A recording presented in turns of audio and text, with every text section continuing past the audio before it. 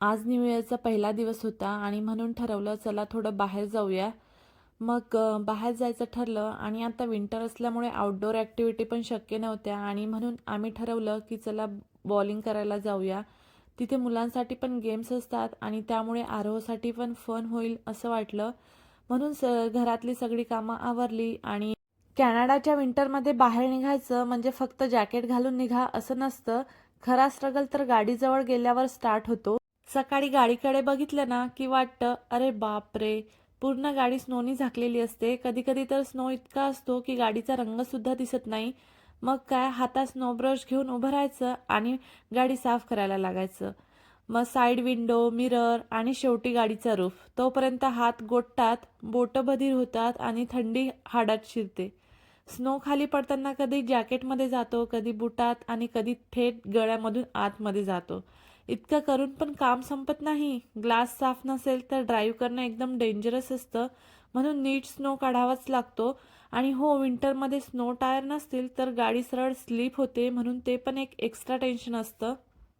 आणि इतकं सगळं करून मग शेवटी गाडीत बसतो, हात तापवतो आणि मनात एकच विचार येतो, अरे बाहेर जायचं खरंच वर्थ होतं का?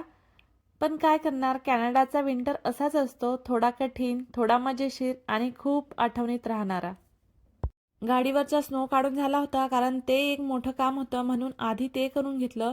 नंतर थोडं खायचं बाकी होतं म्हणून आज मस्त चना चाट बनवला होता, कारण मी रात्री चणे भिजत घातले होते आणि ते सकाळी मस्त बॉईल करून घेतले. आणि इथं बघा, मस्त बॉईल केलेले चणे, कांदा, एक बॉईल पोटॅटो, टोमॅटो, कोथिंबीर, लिंबूचा रस, थोडा चाट मसाला घातला, चवीनुसार मीठ घातलं आणि मस्त व्यवस्थित सगळं मिक्स करून घेतलं. आणि मग काय, हा चना चाट तयार झाला आणि हा इतका भन्नाट लागतो ना, खरंच तुम्हीही एकदा नक्की ट्राय करा. खूप छान लागतो. याच्यामध्ये मी आधी फोडणी दिली होती चण्यांना तेलामध्ये, तिखट वगैरे टाकलं होतं आणि नंतर याच्यामध्ये वरून कांदा आणि टोमॅटो टाकलं आणि फोडणी देताना फक्त मी तिखट आणि मीठ वगैरे घातलं होतं आणि नंतर बाकीचं सगळं घातलं. बघा, इतका भन्नाट झाला होता हा चना चाट. खरंच खूप मस्त आणि एवढा मस्त झाला होता की याच्यामध्ये पोट भरलं होतं. आणि मग तो खाल्ला आणि बाहेर जायला निघालो. कॅनडामध्ये हिवाळ्यात बाहेर निघायचं म्हटलं की किमान 30 मिनिटं तरी एक्स्ट्रा लागतात, कारण जायच्या आधी एक मोठं काम असतं, तो म्हणजे गाडीवरचा स्नो काढायचा. तो काढून घेतला होता आणि आज तर गाडीवर साधारण 10-12 इंच स्नो साचलेला होता. इथे विंटरमध्ये स्नो टायर पण खूप गरजेचे असतात, नाहीतर गाडी स्लिप होते. आणि स्नो टायर असल्यामुळे थँकफुली काही प्रॉब्लेम आला नाही. आणि स्नो काढायला थोडा वेळ गेला, त्यामुळे थोडं लेट झालं होतं.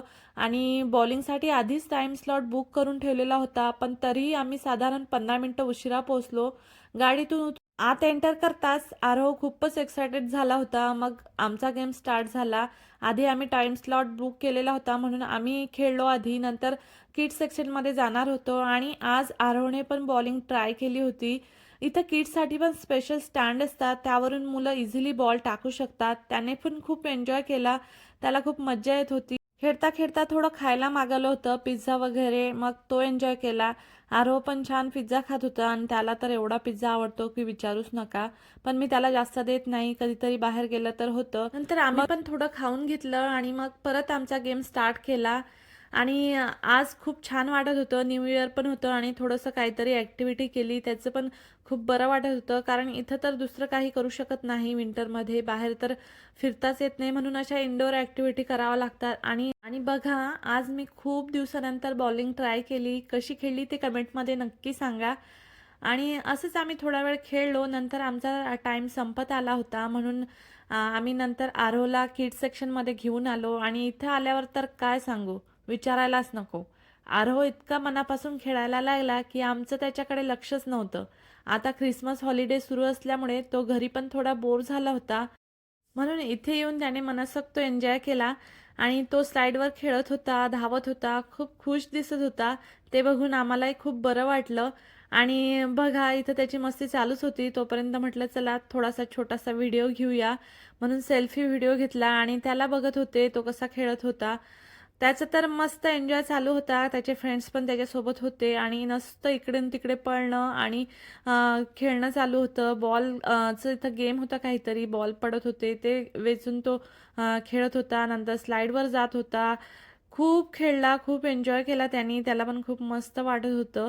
बघा कसा स्लाईडवरून येतोय. त्याला तर मस्ती पाहिजे, नुसतं खेळायला पाहिजे आणि आता ख्रिसमस हॉलिडे आहे. त्यामुळे घरात खूप बोर झालं होतं आणि म्हणून आज इथं खूप एन्जॉय करतोय. ते बघून मलाही खूप बरं वाटलं, की बरं झालं आम्ही इथं घेऊन आलो. मग नंतर इथं आज न्यू इयरचं सेलिब्रेशन होतं आणि त्यामुळे बघा पॉ पेट्रोलचे पण काही कार्टून आले होते आणि मुलांच्या फनसाठी चेस आणि स्काय पॉ पेट्रोलमधले ते बनून आले होते आणि न्यू इयरचं सेलिब्रेशन होतं त्यामुळे इथे सगळे जमले होते. छोटंसं सेलिब्रेशन केलं त्यांनी. नंतर थोड्या वेळाने आरोहचं खेळून झालं आणि कसंबसं त्याला बाहेर काढून आम्ही घरी जायला निघालो. बाहेर आलो तर काय पूर्ण अंधार झाला होता. तसंही इथं विंटरमध्ये लवकर अंधार होतो म्हणून आम्ही सेफली घरी आलो. नंतर घरी पोहोचल्यावर अचानक थोड्या वेळाने जोरात हवा सुटली आणि स्नो पण पडायला लागला होता. ते बघून वाटलं बरं झालं वेळेत घरी आलो. बघा इथं किती जोरात स्नो चालू झाला होता आणि हवा पण खूप जोरात होती. तर असा होता आमचा आजचा दिवस. थोडा थकवणारा पण खूप फन आणि आठवणीत राहणारा. तुम्हालाही असा कॅनडाचा विंटर बघायचा असेल तर आरोह अँड लाईफस्टाईलला सबस्क्राईब करा आणि माझ्या व्लॉगला लाईक करा. पुन्हा भेटूया अशाच एका विंटर कंटेंटसोबत.